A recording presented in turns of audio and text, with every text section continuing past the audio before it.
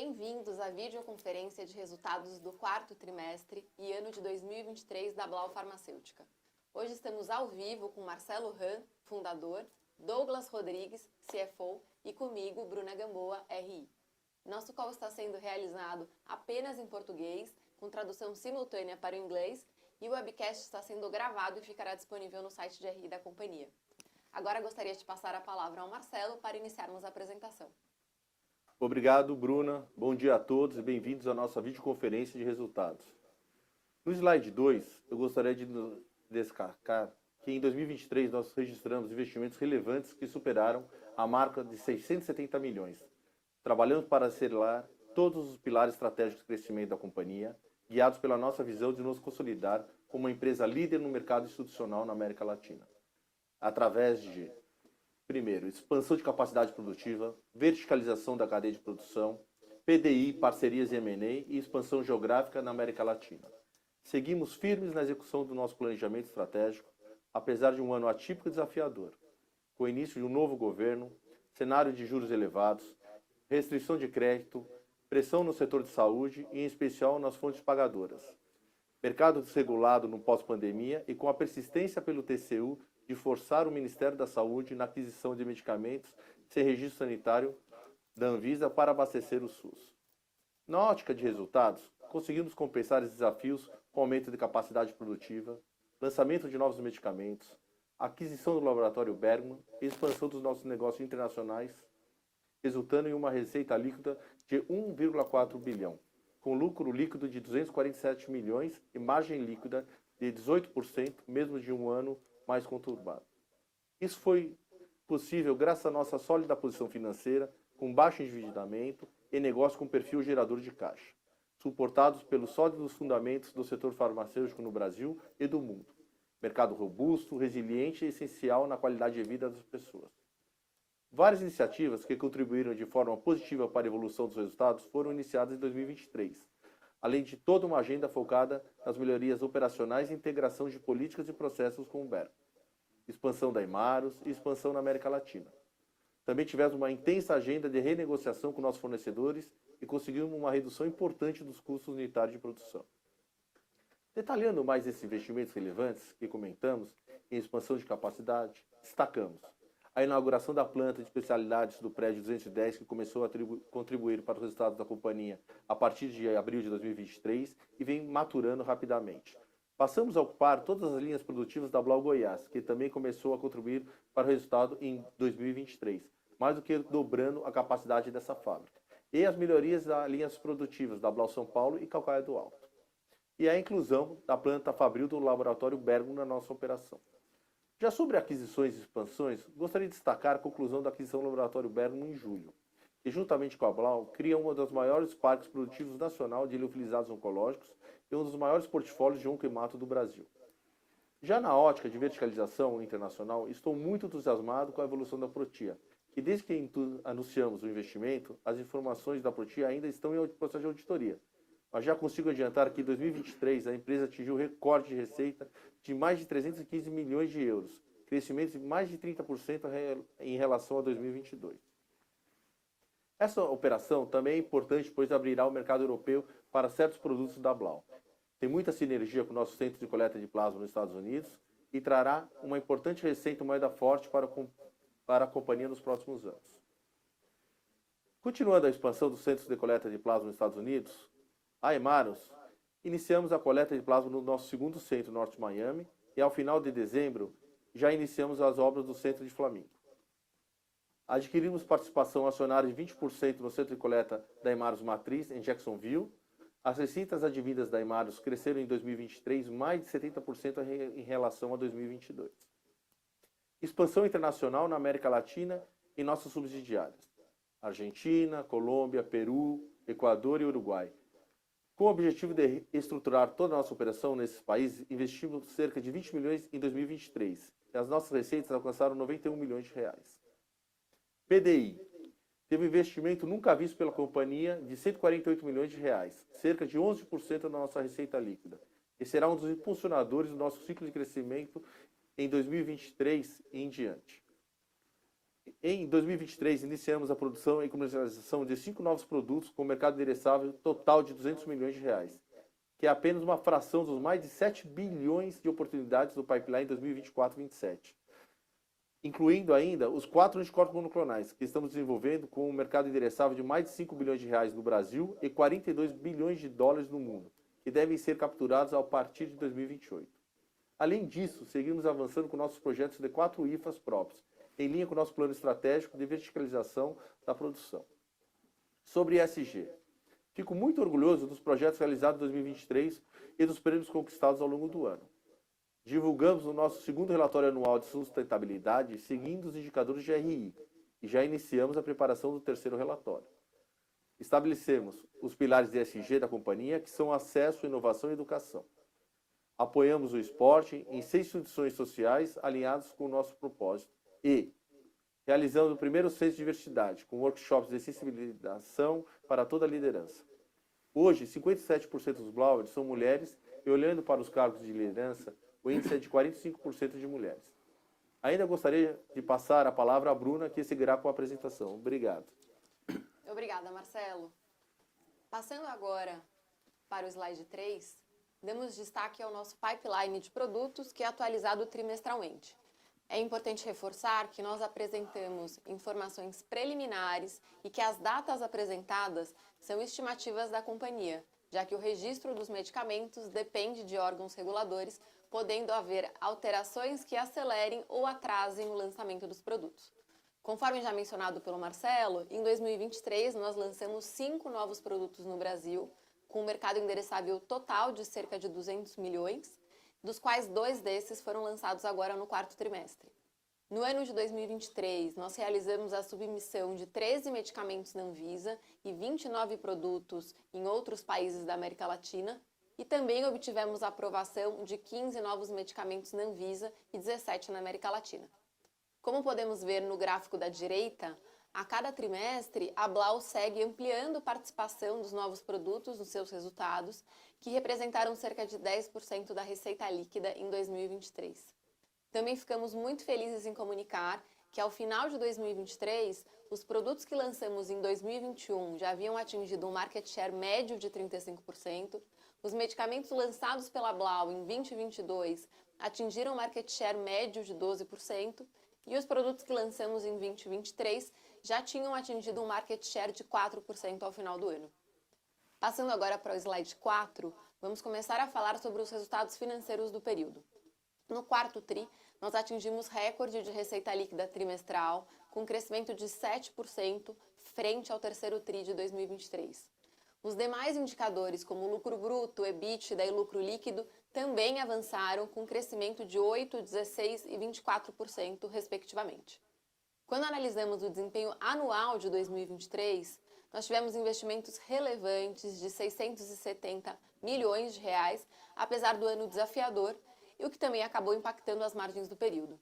Também é importante mencionar que esses investimentos só foram possíveis pela nossa solidez financeira, com balanço forte e baixa alavancagem.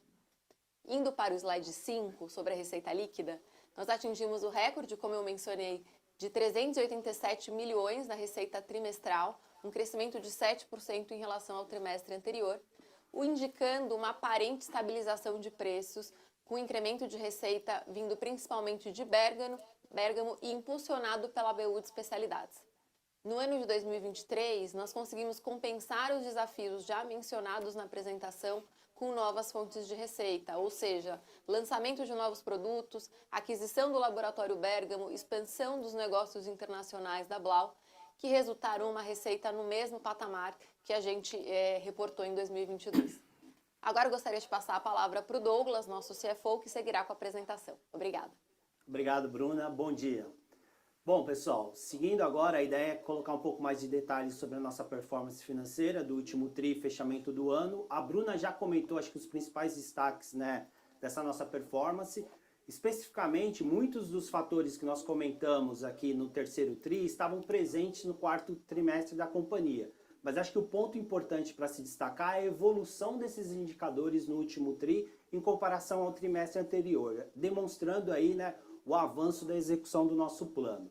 Aqui, sendo especificamente falando do lucro bruto, a gente tem um incremento aqui, uma melhora do indicador em 8% em relação ao trimestre anterior, atingindo uma margem aqui de 31%, e aí a gente fecha o ano com 36%. Olhando aqui o que foi o ano, basicamente a gente roda um primeiro semestre numa margem de 42 e um segundo semestre de 31, por isso um resultado de 36. Quando se compara com os outros anos, é natural, a gente tem aí eventualmente uma retração da margem bruta, mas sobre a ótica de 2023, acho que é extremamente importante destacar, né? O ano começa com um cenário de crédito muito complicado, quer dizer, o próprio setor de saúde num ano mais pressionado, um cenário mais competitivo. Do lado interno, a companhia faz a incorporação do Bergamo, que, né, ainda é uma operação em fase de otimização, com muito potencial de contribuição, não só de top line, mas também de margem. E todos sabem, né, nós ainda temos operações, né, as nossas fontes de receita, as novas iniciativas, não têm o mesmo nível de contribuição de margem bruta que o restante ainda do negócio mais consolidado da companhia. Por isso é natural olhar aí uma margem de 36% para o ano de 2023, dado todo esse contexto, um nível de margem satisfatório e ainda mais imaginando que esse é um ponto de partida para o novo ciclo da companhia. Então acho que esse que era o importante destacar de margem bruta aqui, e a gente segue com aqueles efeitos de otimizar a operação do Bergamo, girar o nosso estoque, porque o estoque, né, o custo de reposição ele é menor do que o custo de inventário, e uma série de outras iniciativas de ganhar aí essa eficiência na nossa margem bruta. Seguindo para o próximo slide, falando um pouco aí das despesas no TRI, no mesmo patamar do trimestre anterior, aí destacar como é importante o crescimento da receita, quer dizer, você vê que esse efeito o maior patamar de receita no TRI já contribui para a diluição de mais de 1 ponto percentual da nossa despesa operacional. Então esse é o caminho, eu acho que essa é a mensagem, né? A companhia segue aqui. É natural que a companhia se preparou com uma nova estrutura interna, uma série aí de iniciativas, né, para poder fazer frente ao plano estratégico, e à medida que a receita for sendo incorporada dessas novas fontes, a alavancagem operacional vai aparecer. O ano de 2023 é um ano ainda de início, né? Nós temos essa nova estrutura, mas ainda uma fase de ramp-up dessas novas operações da receita.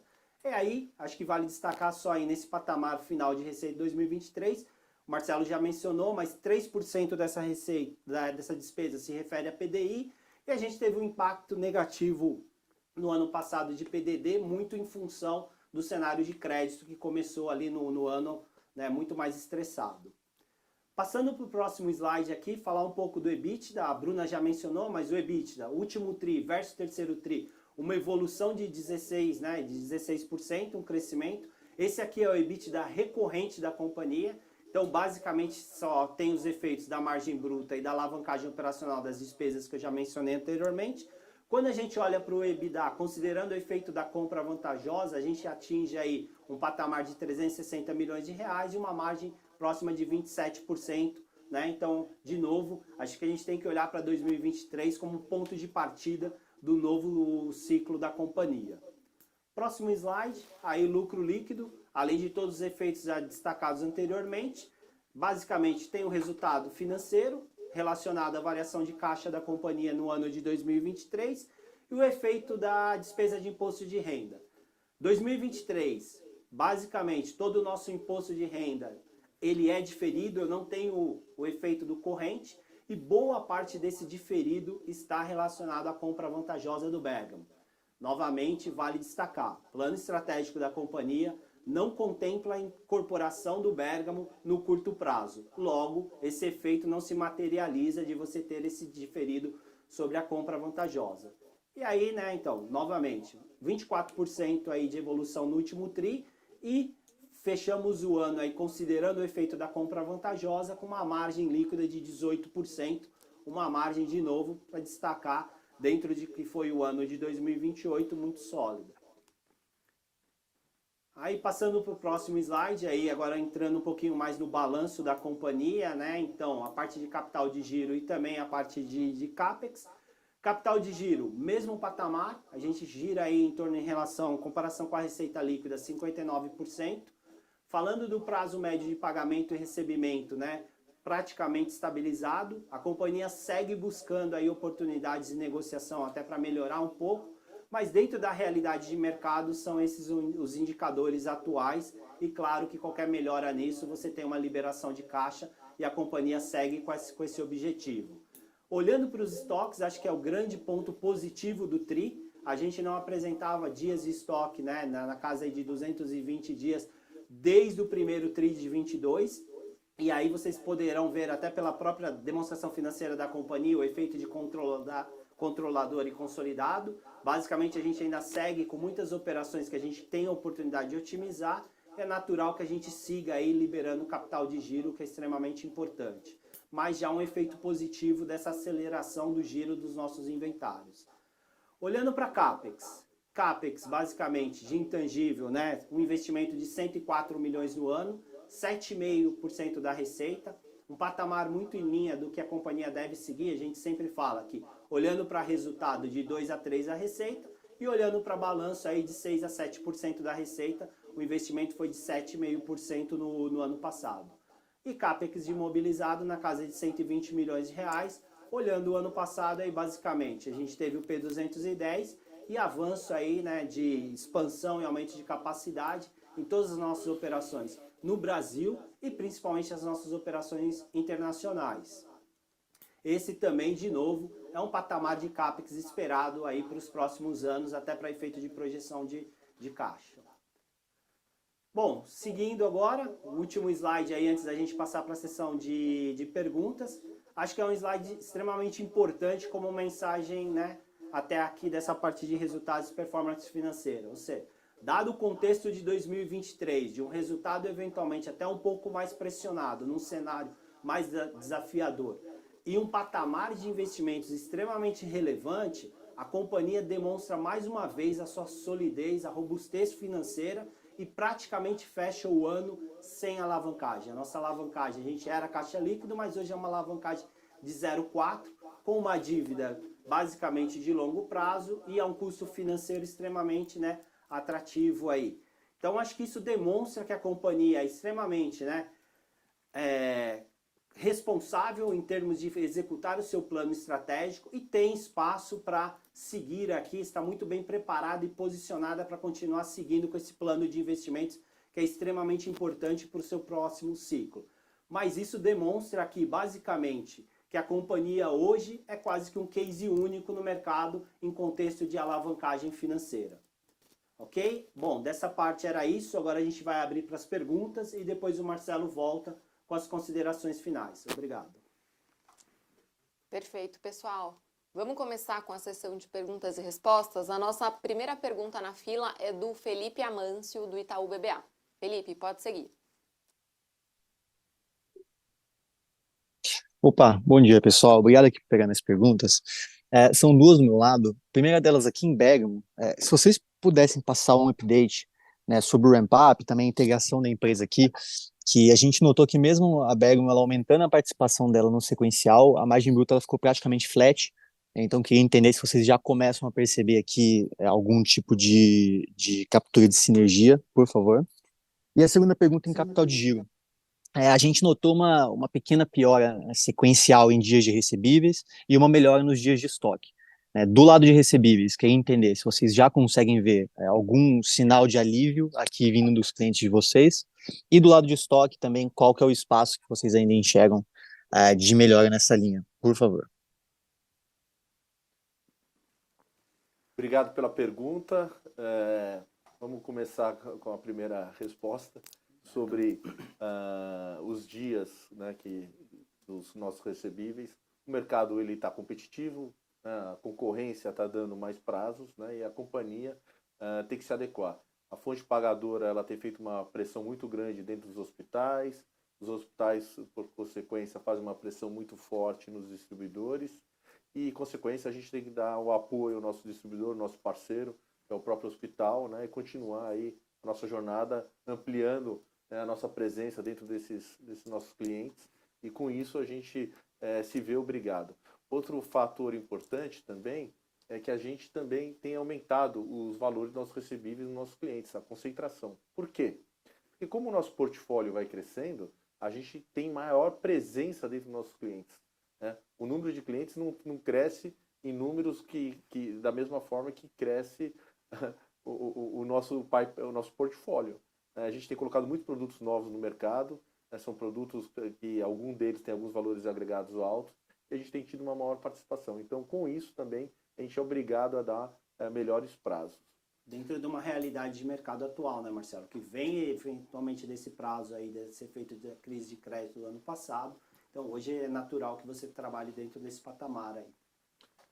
A outra pergunta sobre a sinergia com o Bergamo, a gente pegou uma empresa que vinha com um prejuízo recorrente, tanto é que nós fizemos uma compra vantajosa, e a gente sofreu o primeiro semestre, o último semestre do ano passado, o primeiro semestre que nós assumimos a companhia, né, que foi o terceiro e o quarto tri, capturando toda essa situação aí de prejuízo da companhia. Fora tudo isso, a companhia ela não se preparou, o antigo acionista da companhia, ele não preparou, ele não fez um spin-off da companhia. Então a gente teve todo esse self-service compartilhado, né, toda essa despesa compartilhada, o antigo acionista da companhia, né, na parte de TI, na parte administrativa, na parte de logística também. A gente teve todo aí um custo elevado de despesas, né?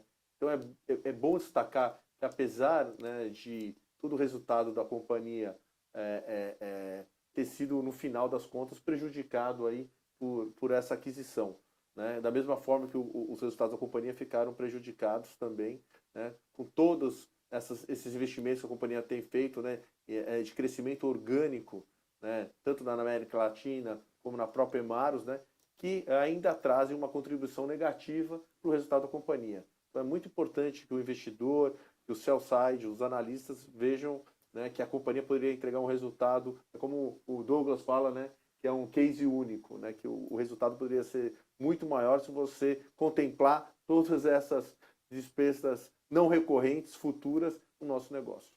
Que acho que, né, no caso específico do Bergamo, apesar de a gente já incorporar, trazer para a nossa base a partir de 1º de julho, nesse primeiro semestre que a gente rodou, ainda era uma estrutura muito compartilhada dentro do sistema do ambiente da Amgen. Então a gente começa agora, a partir de 1º de janeiro, já trazendo isso para a nossa base, a gente roda dentro do nosso sistema, todos os processos aqui, aí sim, de fato, agora a gente começa a capturar as sinergias e alavancar operacional essa operação. E parar de ter uma margem negativa e ter uma margem positiva. Né? Então a gente, né, consegue gente já ainda ter um estágio aqui de maturação do Bergamo. Exato. Tá, perfeito, pessoal. Obrigado pelas respostas. Obrigado. Obrigada, Felipe. Agora a gente vai passar para a pergunta do Leandro Bastos, do Citi. Oi, pessoal, tudo bem? Bom dia. São duas aqui do nosso lado. Primeira, se vocês puderem falar um pouquinho passar um update sobre os leilões públicos, né, para aquisição de alfa imuno, participação de produtos sem registro. Eu lembro que no ano passado vocês comentaram, vocês entraram com alguns mandatos, então, se puderem passar aqui um pouco uma atualização, o que vocês estão vendo de perspectiva, né, para esses produtos aqui sem licença participando dos leilões. É a primeira. E a segunda, olhando aqui mais para a parte de especialidades, né, a gente viu que no resultado vocês, inclusive, mencionaram de preços um pouco mais estáveis. Então, só se puderem passar também um update sobre cenário competitivo, parte de preço, como é que vocês estão vendo, assim, como é que está o cheiro um pouco desse início de 24, acho que seria bem útil. Obrigado. Obrigado pela pergunta. Vamos começar aí com as respostas. Sobre o pressionamento, a pressão dos preços, né, que você mencionou, a gente passou um ano de 2023 com uma pressão bem grande nos preços, né, e a gente teve uma situação atípica, porque a gente vinha com os estoques muito altos a preços altos, né, então a gente viu que essa situação ela foi mais impactada no resultado da companhia em virtude dessa situação. A partir do momento que a gente foi escoando esses estoques e repondo nossos estoques a preços mais baratos, né, o que a gente coloca aí na minha fala, a gente começa a trazer um resultado de inversão, né? Então, a gente começa a ter um ramp-up de melhora de resultado. A gente, o ano passado, teve essa pressão de preços, mas essa pressão já está estabilizada e a gente vê as melhorias que agora, com esses novos estoques, né, com as novas aquisições que a companhia está fazendo dos seus insumos, né, a gente teve uma renegociação com nossos fornecedores, então a gente está tendo melhores resultados. Então, essa é uma situação que ela agora fica daqui para frente, né? E a companhia também não tem mais a necessidade de manter tantos estoques altos, né? E o que vinha uma política anterior de manter o estoque alto para não ter falta para atendimento de mercado, em virtude da pandemia, da dificuldade de logística, né? E com esses lockdowns que existiam, né? Então, acabou essa situação toda. Então, a companhia tem muito mais conforto, muito mais acesso hoje aos insumos, né, dos seus fornecedores. O risco de ruptura da cadeia hoje é menor e, eventualmente, você pode avaliar um nível de segurança, né, de estoque de segurança diferente.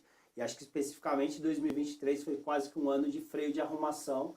Isso é natural, né, porque você vinha de um cenário, eventualmente, de um desequilíbrio de oferta e demanda, e 2023 você passa por essa correção. É natural, agora a gente espera aí um mercado mais normalizado em termos de preços, claro, com toda a competitividade que esse mercado apresenta, mas oferta e demanda muito mais, né, num patamar normalizado. Fora tudo isso, a companhia também teve uma alavancagem operacional bastante importante o ano passado, a gente aumentou as nossas capacidades produtivas, lançou medicamentos novos, então tudo isso contribui para a melhora da margem da companhia. Falando sobre a primeira pergunta sua, sobre o leilão de alfa-epoetina, né, de imunoglobulina, imagino, e outras licitações aí, né, sobre a situação, né, da recomendação do TCU, né, de utilizar a RDC, que é para uma excepcionalidade na aquisição de medicamentos durante a pandemia sem registro sanitário da Anvisa, né, então a recomendação do TCU ela muda, né, ela não segue a RDC e ela preconiza agora que é a situação de economicidade para o Estado, né, que é a melhora no preço.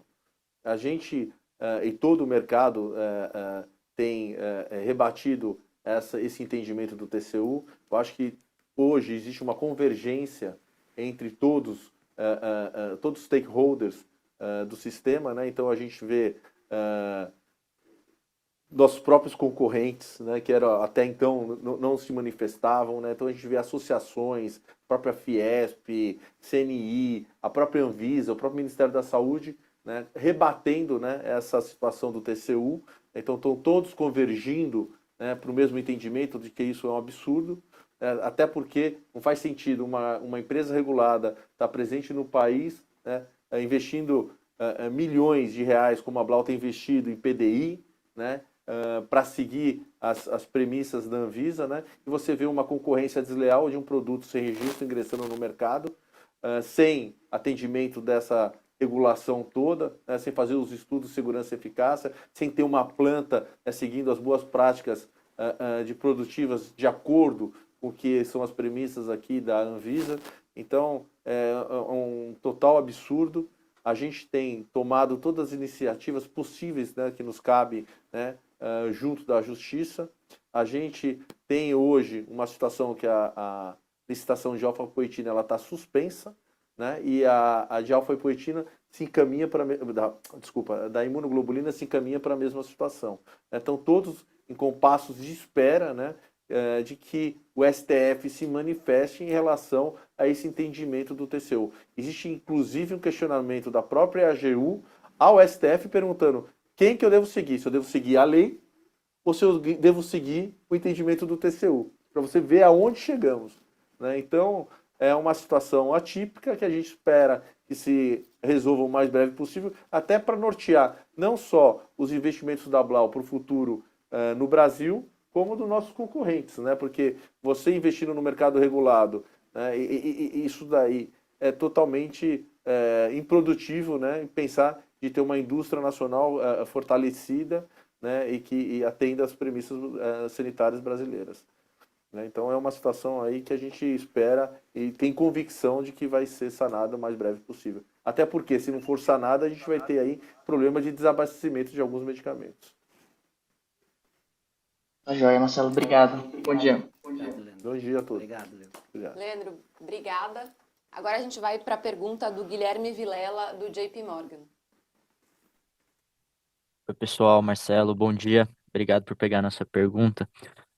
Eu queria pegar o feeling de vocês, talvez até no follow-up na pergunta anterior, é, com relação à competição no segmento de especialidade de oncologia, né? No que tange a preço e negociação de contrato. Como é que está a cabeça de vocês para isso, a normalização do segmento? Em segundo lugar, seria bem interessante se vocês pudessem dar um update no que se refere a PMIL, timeline, inauguração. Muito obrigado, pessoal. Obrigado pela pergunta. Na parte de especialidades em oncologia, eu acho que a gente está muito bem posicionado, né? A gente tem colocado isso em discurso. Hoje a gente tem uma planta fabril de oncologia de alta capacidade produtiva, a gente tem um portfólio robusto, a gente está muito bem posicionado, né? E a gente tem conseguido driblar aí a concorrência, né? E ser competitivo no mercado. Uma prova disso mesmo, né, falar sobre um pouco do posicionamento da Blau, né, e voltando ao assunto da concorrência de alfa-epoetina, até porque eu esqueci de mencionar, a gente ganhou a licitação, né, mesmo disputando com uma empresa chinesa, sem estar atendendo aos requisitos sanitários brasileiros, né, e sem todas as premissas, a gente ganhou em preço, né, então mostra o posicionamento da companhia, né, um posicionamento de produção local, né, que a gente tem competitividade para estar disputando mercados aí com empresas, né? Eu sempre falei para vocês, empresas chinesas, empresas indianas, produção local, né, a gente tem aí uma fortaleza, né? Então eu vejo os investimentos que a gente faz em indústria, na planta fabril, ampliação de capacidade produtiva, sempre com bons olhos. Sobre a sua segunda pergunta, o que era mesmo que ele perguntou? Do cenário competitivo de especialidades. Só PMIL, isso. Isso, Boa. desculpe. Não, sobre o PMIL, né, a gente continua com a intenção de montar a fábrica, a gente não desistiu, né? A gente deu uma segurada nesse investimento, até porque 2023 não foi um ano de geração de caixa do que a gente imaginava, né? Mas a gente continua com o projeto, continua com o nosso compromisso com o Estado de Pernambuco e a gente pretende iniciar as obras a passos mais lentos, a gente pretende iniciar a obra ainda durante 2024. É essa a nossa intenção. A gente vê com muito bons olhos a centralização de toda a nossa operação fabril na mesma localização e também a gente vê com muito bons olhos todo o benefício tributário que aquele Estado nos proporciona, né? E a Sudene também, né? Com o seu benefício no imposto de renda. Então, para nós, a gente segue com o plano, sim. A tese de investimento não mudou. Eventualmente, o que a gente fez foi uma readequação desse cronograma, até em função de 23, em função até porque a gente, com o Bergamo, já adicionou capacidade produtiva, principalmente de oncologia, né, dos produtos liofilizados que a companhia vem fazendo lançamentos. Então, tudo isso está dentro aí do plano estratégico, mas a tese de investimento ela não mudou. Fora tudo isso, a companhia espera ter geração de caixa aí este ano que vem, os próximos anos, e esse investimento vai ser um investimento faseado, né? Ele não vai ser um investimento de uma vez só. Então a gente acredita que a gente, com a própria geração do caixa, vai conseguir tocar essa... Não vai precisar mexer em alavancagem, né? Exato. Muito obrigado, pessoal. Obrigado. Obrigada, Guilherme. Pessoal, as perguntas que foram enviadas por texto, o time de RI responde depois por e-mail. E agora eu vou passar a palavra para o Marcelo para as considerações finais. Gostaria de destacar que os investimentos de 2023 são fundamentais para a entrega dos resultados nos próximos anos.